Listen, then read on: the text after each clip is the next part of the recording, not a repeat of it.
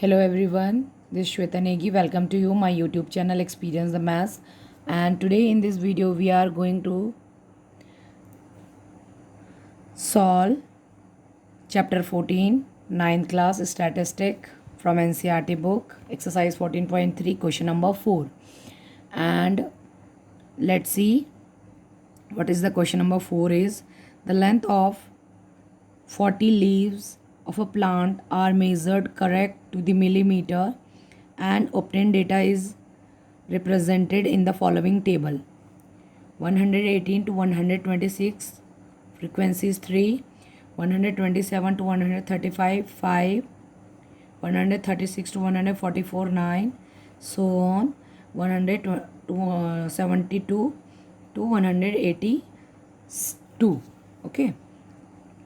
So now if you have noticed, the class interval are not continuous. These class interval are discontinuous. Means 118 to 126. Then after that it is 127 to 135. Then 136 to 144. Means it is discontinuous. It is not continuous. So these type of class interval series called inclusive series. Okay, and these are the inclusive class interval. Inclusive class interval means if there is any record which is exactly on the upper limit 126, so that data will come in this class interval, not in this class interval. Why? Because it is getting started by 127. तो अगर कोई observation exactly upper limit पे लाई करती है तो वो हमारे पास उसी क्लास इंटरवल में आएगी, ना कि नेक्स्ट क्लास इंटरवल में. जबकि जो एक्सक्लूसिव सीरीज़ होती हैं उसमें क्या होती है, अपर लिमिट को एक्सक्लूड करके उसे नीचे वाले क्लास नेक्स्ट क्लास इंटरवल में इंक्लूड किया जाता है. तो सबसे पहले ये जो क्वेश्चन है हमारा, जो हमें डेटा गिवन है, draw histogram to represent the given data. इसके लिए हमें हिस्टोग्राम फॉर्म करना है और क्वेश्चन में कहा है कि this is discontinuous. First we have to convert this class interval as the continuous class interval. Okay, and the second is there any other suitable graphical representation for the same data? How is there any other we can represent this data? We can represent with the frequency polygon.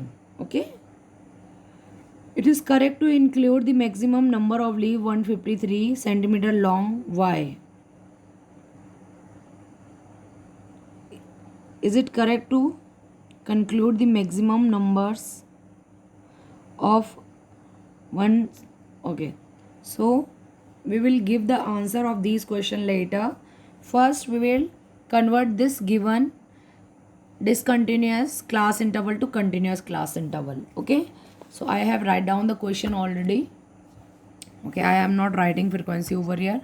First we will convert these, then we will make the new frequency table. Okay, so for this type of question, to convert the discontinuous, or basically it is called inclusive class interval to exclusive class interval, for this we will see the upper limit of the first class interval and the lower limit of the second class interval. Then 127 minus 126 upon 2, 1 upon 2, 0.5. So what we will do, we will add and subtract this difference to the upper limit and the lower limit. And how we will do that, I'll explain it. Okay, so 118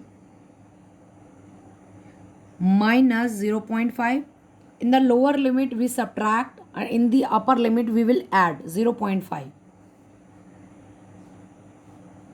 to 126 plus 0.5, and we will follow the same for the other class interval also. 127 minus 0.5 to 135 plus 0.5. 136 minus 0.5 to 144 plus 0.5, and we will repeat, means in upper limit we will add, in the lower limit we will subtract. We will repeat the same thing in the rest of class interval. So I have subtracted 0.5 from the lower limit and added 0.5 to the upper limit. Okay, in this way the resulted class interval will be in continuous form. Let's see how. 117.5 to 126.5. 127 minus 0.5. 126.5 to 135.5. 135.5 to 144.5. Means when we will adding 0.5 to upper limit we are getting this, and when we are subtracting 0.5 to the lower limit we are getting this. Now we will solve for the rest of the class intervals. So now children, I have converted this discontinuous class interval or inclusive class interval to exclusive class interval. Okay, means we have to add 0.5 to the upper limit and subtract from the lower limit. We have to repeat this step in each class interval. Okay, so now this we are getting after subtracting or adding the corresponding class interval I am writing here. Okay, now these are the frequencies. So this class interval is continuous class interval.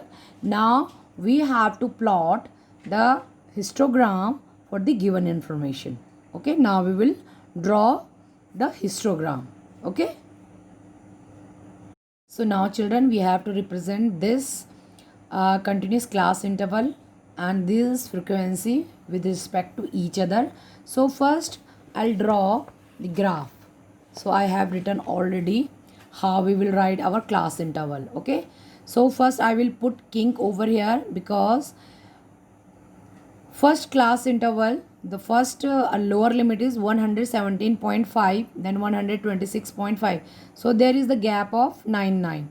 But the first gap is 117.5. So I explained in the previous video also, when the first gap or first difference is not continuous and is different from the other class interval, so we have to put the kink over here.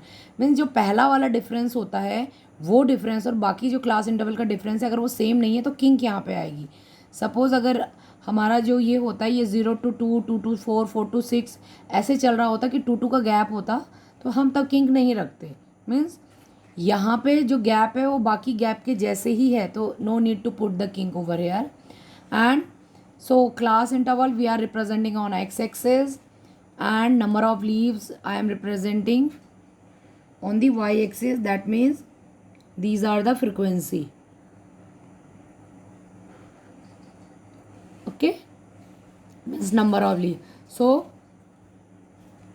according to the graph, so the first is 3, means number of leaves are 3 which are lying between 117.5 to 126 to 5. Okay, so for the first class interval the frequency we have 3. So I am marking here as I marked because I have to draw a bar over here. So as it is continuous, so there will be no gap. Histogram में और bar graph में basically यही difference होता है कि histogram में हमारे continuous होते हैं, बिल्कुल गैप नहीं होता है. बार ग्राफ में हमारे सेपरेट बार होते हैं और 1-1 सेंटीमीटर का अपने कन्वीनियंट के अकॉर्डिंग हम गैप रख लेते हैं. ठीक है, जो सेकंड क्लास इंटरवल है 126 टू 135.5. सो ये इसमें जो है फ्रिक्वेंसी है वो कितनी है 5 है. नंबर ऑफ लीव्स कितनी है 5.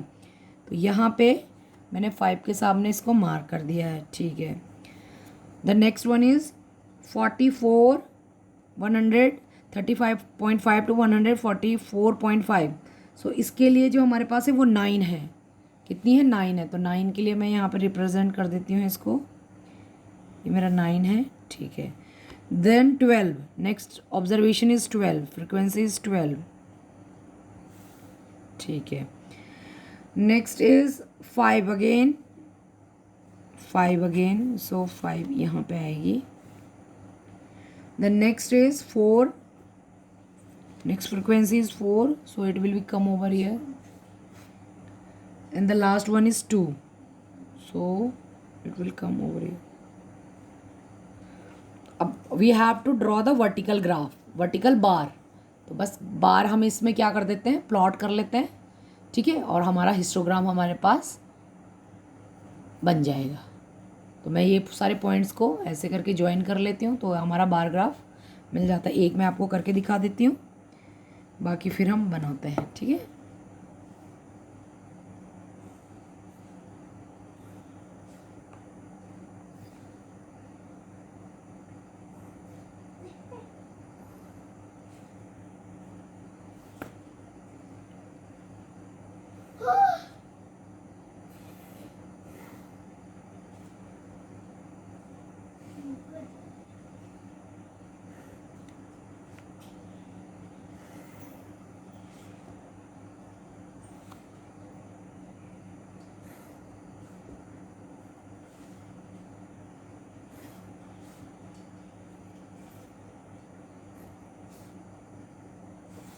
Okay, so this is the histogram we have.